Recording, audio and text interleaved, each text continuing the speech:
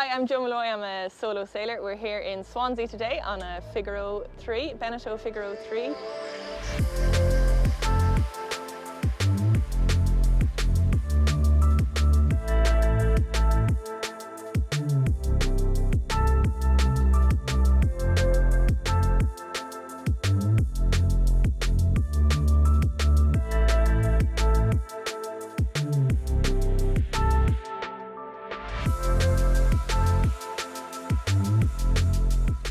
Yeah, so this is the boat, I suppose, probably the thing that makes this Beneteau boat different from other Beneteau boats are these foils up here. Yeah, let's So have a they're look. probably the most remarkable feature. Now at the moment they're retracted fully for being because we're in port, but these foils go through a bearing in the hull of the boat.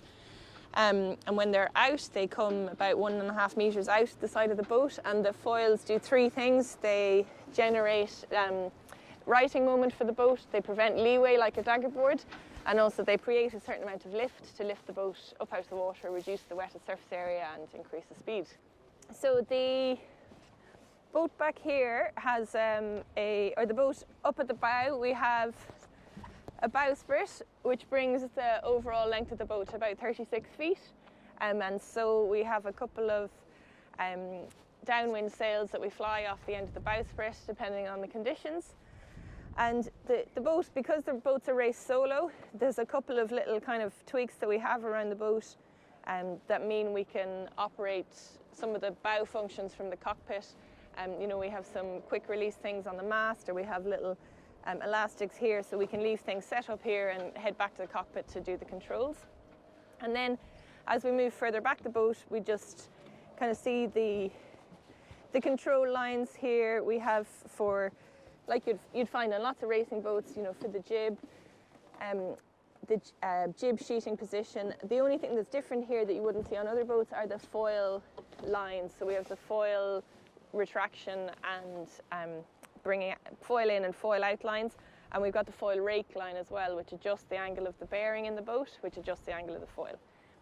Then we have a nice carbon mast and nice square top mainsail, which is the square top mainsail is a step change from the Figaro 2, which was the predecessor of this boat, and it makes it a bit more powerful, and definitely tend to reef these boats a lot earlier than we did with the Figaro 2s, which kind of never reefed really. And yeah, going back, like I said, all of the control lines come back to the cockpit. So all of the halyards, all of the tack lines, the foil rake, the jib in and out, kicker, everything is led back to the cockpit so that everything can be controlled by the skipper in the cockpit. Back here it is the tiller, but what's attached to the tiller down below is very important, and that is the autopilot for the boat. That's one of the most important bits of kit on the boat. We actually consider it a bit of safety kit, because when you're doing a solo race, you're totally reliant on the autopilot. And if the autopilot's not working, you might be a couple of days from land, and steering back in then by yourself, you get so tired that it might become dangerous. And there's twin rudders on the back, which we do adjust when we're racing. We tow them in and tow them out, depending on the conditions. Is that little marks for where you Yeah, go? they're the reference marks for centre and certain different settings. And this here, you don't see loads of them in the UK, but this is a weed stick for taking weed off the rudders. Right, so this is how you'd use your weed stick. You poke it over the side, and you go down the full length of the rudder, and you push the weed off. So that's how it works, like that.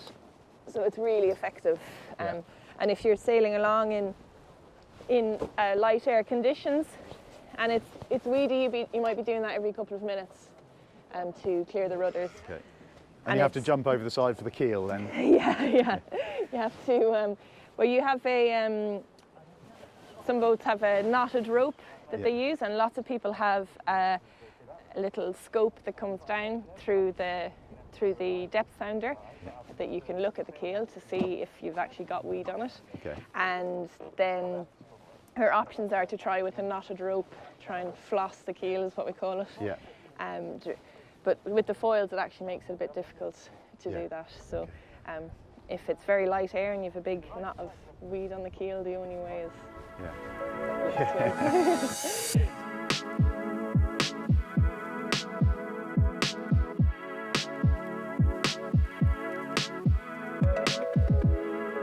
this is the helming position here, a little footrest, and you're right beside the trimming winches for the mainsail and the jib here, or a spinnaker, whatever you have up. Yep. I always had the main sheet on a winch. I think most people do in these boats, just because it's quite heavy. There's not much of a fall on it. So that comes forward from the traveller, which is right on the transom. Yeah. And that comes forward past the tiller. Forward to here, and then it will go on to this winch. Okay, At the moment, this is the runner, but obviously, if we're sailing, the runner would be on the leeward winch. Yeah, and then this is the jib or the spinnaker would be here. We often cross winch, so we might have the jib doing a turn there, and then coming up here so that we're trimming from this side. Okay. Yeah. These are the autopilot controls here.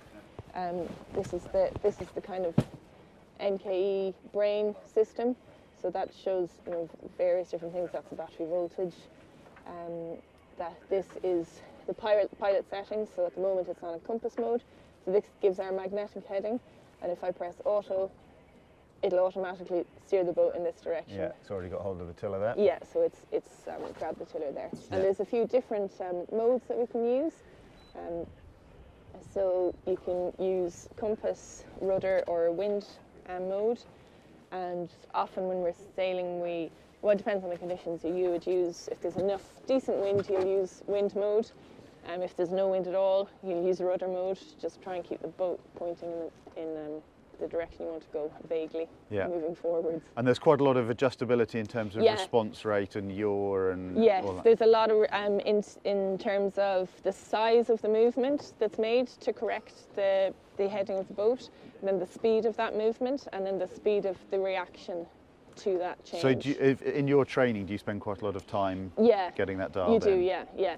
And we would generally have like a few different settings, so each skipper has their own closely guarded settings, but for me, I basically had 3 settings. I kind of light, medium and heavy settings, give or take, and sometimes you'd find playing with things made it a lot better, because if you have your autopilot settings really good, if they are as good as or better than you, then you can sleep happily knowing that the boat is going as well as it possibly can. Obviously the autopilot doesn't trim the sails, so that's what you have to do then, you have to trim the sails, but it does mean that you can sleep well if the autopilot's going well. Yeah, so this is down below on a Figaro 3. It's quite basic, but it's a race yacht. So this is the nav station here. This is the navigation computer. We've got Adrena navigation software on it, and you can see it's got the AIS data there, and we're picking up all the ships that are in the area.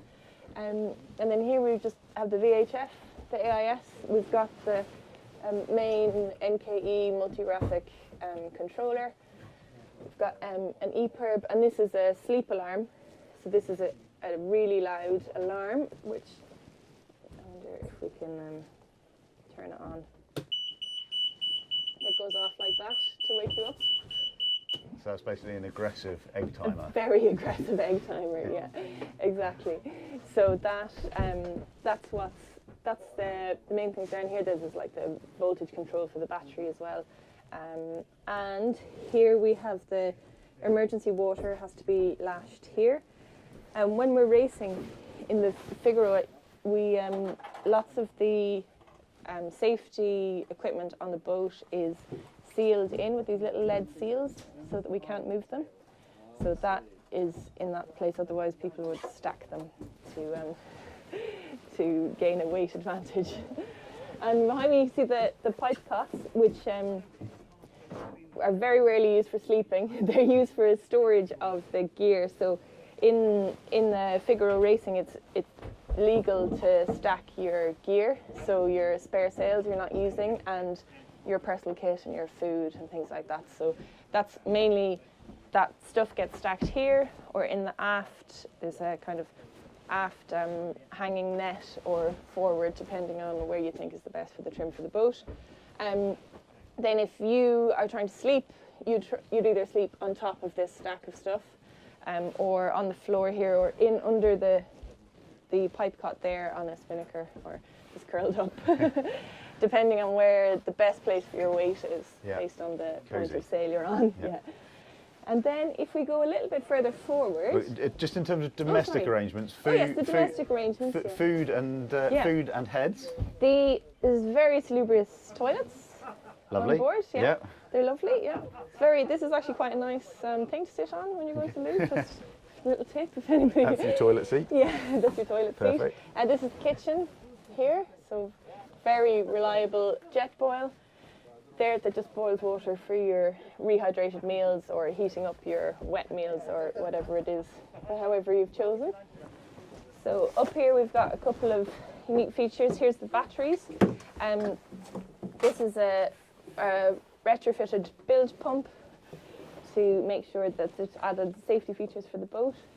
This is some extra buoyancy that was added to the boat after the first year, where they had a little bit of problem with water ingress from the foils.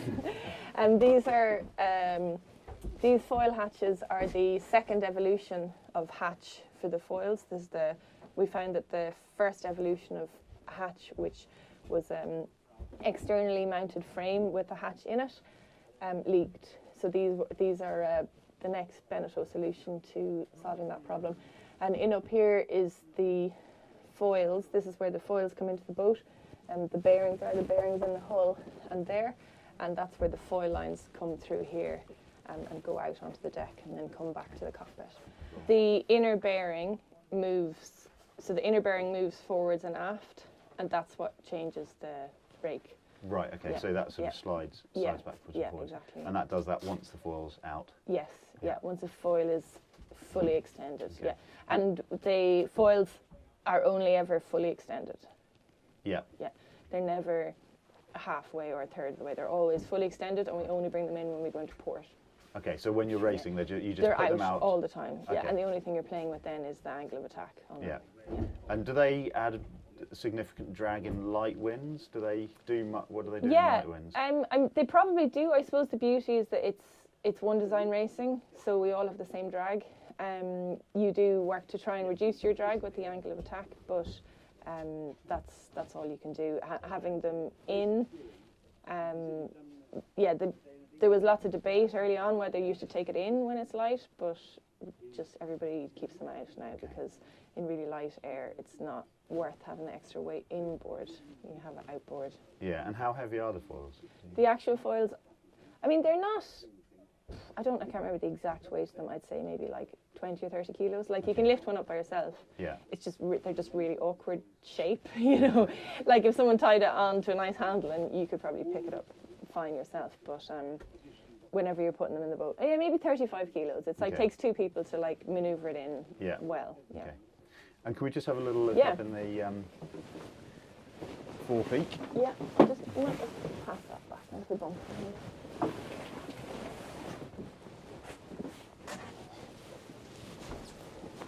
So we're up in the bow of the boat, and this is where sails are stored. Obviously if you're going downwind or if it's light air, you might want a lot of weight forward, so all of your stuff gets brought up here. Here we have the heavy anchor, which is permanently sealed into the boat with a little lead seal, where obviously you can break in an emergency. But if, say during the races, you have no wind and there's lots of tide, we have a small anchor which is in the stack bags in the cabin that we'd use to anchor in case, like in a kind of day-to-day anchoring case. And then the heavy anchor would only be really in an emergency if you need it. I've never used the heavy anchor. Okay. And drinking water? Drinking water, so the rules are that you have a certain amount of drinking water in a non-single-use plastic container. And we have a certain amount of emergency water as well, which is also sealed in, and the lid is sealed on as well, so you can't tamper with that. Cool. And spinnaker drops, do you do them through the forehatch or do you do them into the cockpit? It depends on the weather, but generally into the cockpit down the down the hatch, and you try and do it straight into the spinnaker bag. Yeah. There's two. I can show you there's little bits of string that you attach the spinnaker bag to, and you drop the spinnaker straight back into its bag. Yeah. So theoretically, it's ready to go again. But I always repack it anyway, just to be sure. Yeah. Yeah. Yeah. I don't really tend to drop sails through the forward hatch, but it's because all of your controls are upstairs. So, yeah. Fine. Basically, on the engine, when you're racing, somebody comes onto your boat. Each boat has a little chain of these individually numbered seals attached to the engine block or the engine mount, and then on the back of the gearbox, where it's attached to the prop shaft, there's 4 bolts on the flange, and what we do is we take out one of those bolts, and when we go racing, they put a seal through the end of this chain and through that bolt hole on the back of your engine. And what nearly all the skippers do is reinforce that chain with a bit of Dyneema in case you accidentally put the boat into gear. The Dyneema can shock it for long enough for you to remember, oh yeah, take it out of gear. So then that seal has to be intact when you come back to the finish line. That's one of the first things that happens when you cross the finish line is an inspector comes on your boat and cuts the chain of seals and takes your bit of Dyneema off and tells you can start your engine to go into port. The engine is a nanny diesel. I think they're like about 20 horsepower.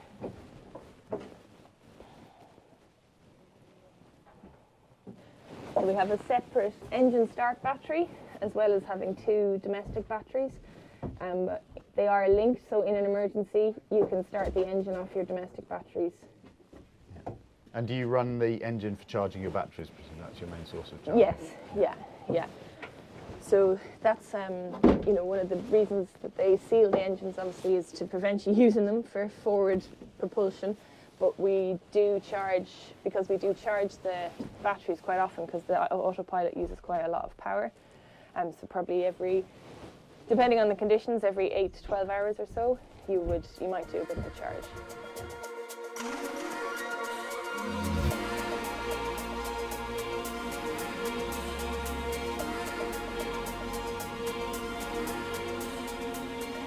Hi, Theo Stocker and Joan Mulloy here. We're both Figaro sailors. The French reckon it's the Formula 1 of sailing, but the Solitaire de Figaro. But from my point of view, definitely a rookie. But one of the key things on this boat is that you've got foils. Now, they're not the sort of America's Cup, lift you out the water altogether. It's more about giving the boat more righting moment, or the ability to carry more sail at the same heel. So you have got to control this thing here. The faster the boat's going, you can rake the foil forward, which basically gives you more righting. It's like a wing angled into the air. And you pull this forward like this, so now you've got 7 or 8 degrees on the foil, which gives you more righting moment. If you're downwind, you can have that on both sails, both foils, and the boat will actually start to lift, but it does take 25 or 30 knots before she'll do anything of wind. And then the boat will do 22 knots. Otherwise, she's a complete tank, and so she cruises around about 15, 16 knots. So, Swansea Marina's here. Yeah. We're here, the blue boat here. Yeah. This is the cargo vessel in red. The flashing red means it's a warning we're on a collision course if it chooses to move any faster. Yeah. And what we're going to do is start into wind, drop the main in at the channel here.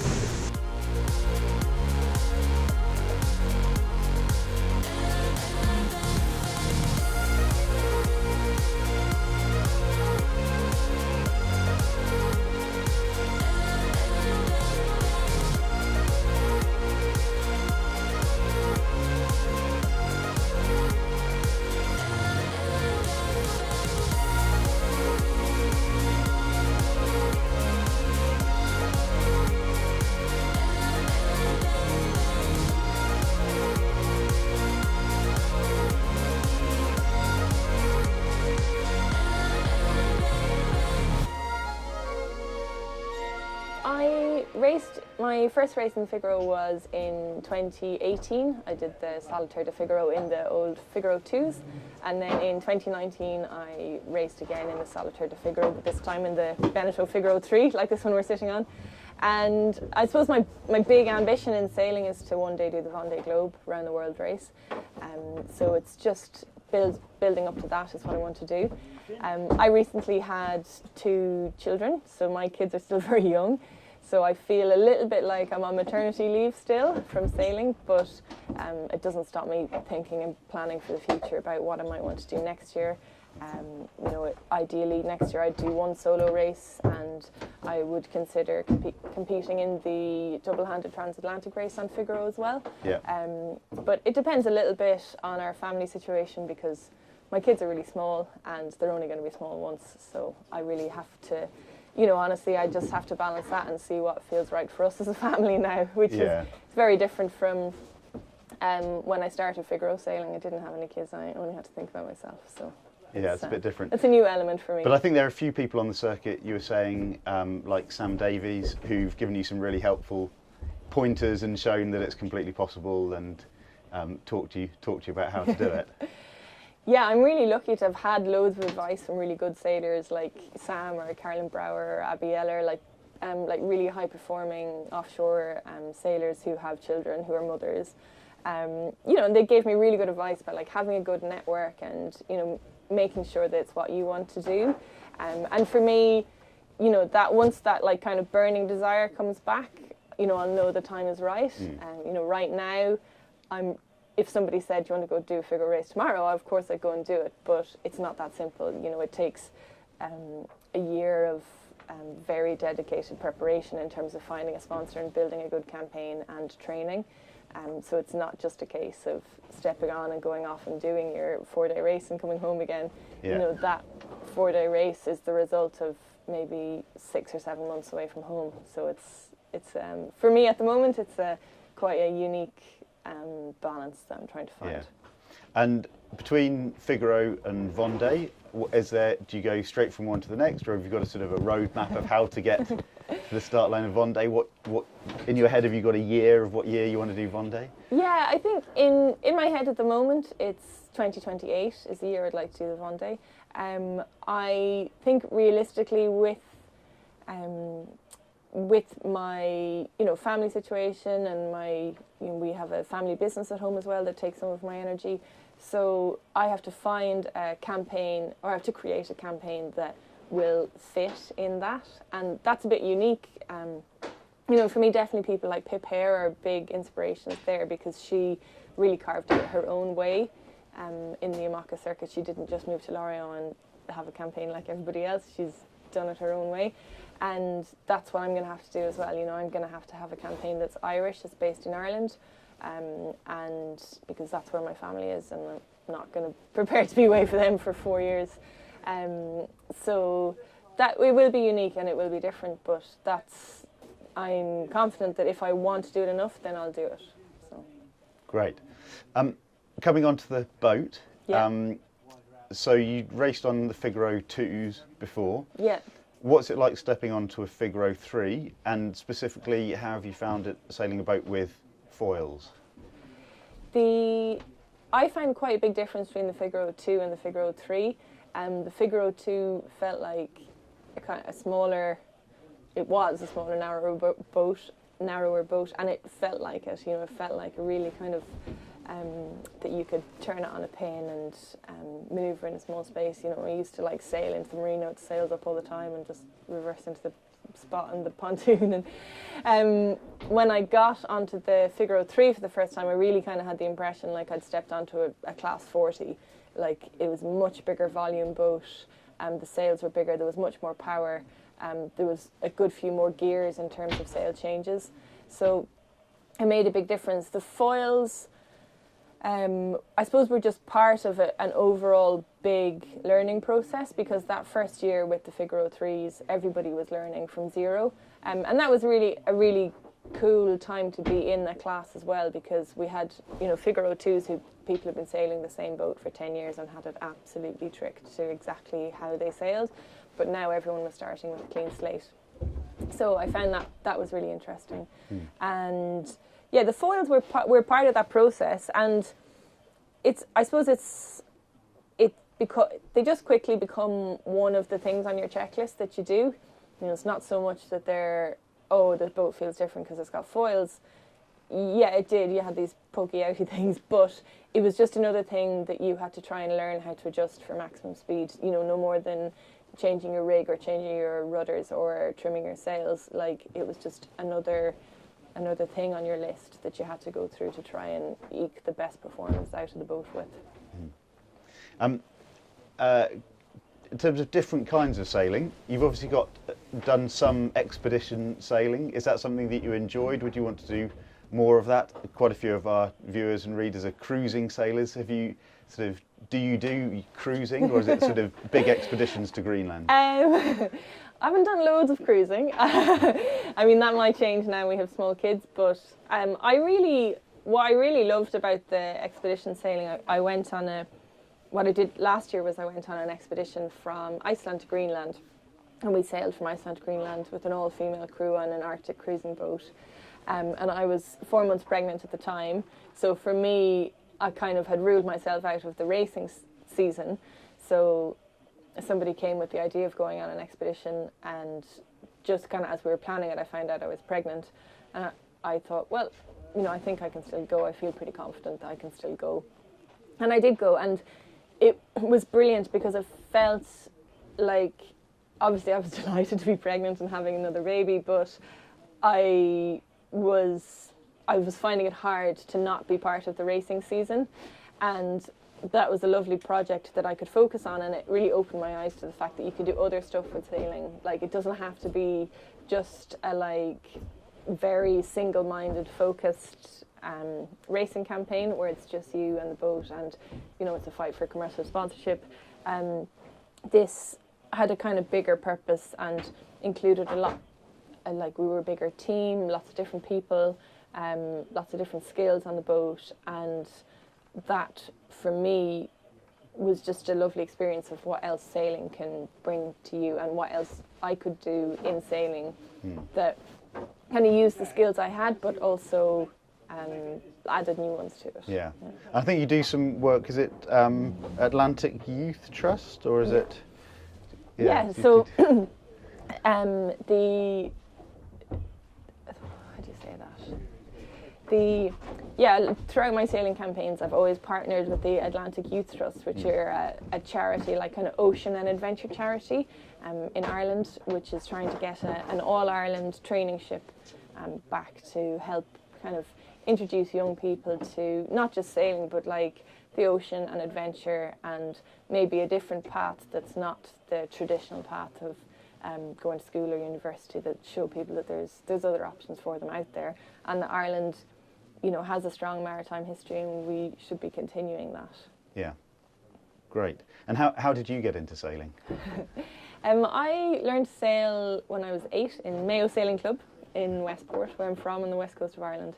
So I just learned to sail in dinghies, and never really, I read all of Ellen MacArthur's books when I was a kid, and I thought it was amazing, and you know, continued sailing through university, and just after university started offshore sailing, doing the Round Ireland race, and I really loved offshore sailing. It was a couple of different things. I'd done a lot of mountaineering before, and I was doing engineering in university, so it was just a lovely mixture for me of like a sport that was endurance, it was technical, and it was, you know, out in nature, and you had to be completely self-sufficient. So it ticked loads of boxes for me. Yeah. I was still working as an engineer, and it was somebody who said, "Oh, do you want to come and be a professional crew on a boat for a bit?" And I was like, "Oh, you can do that."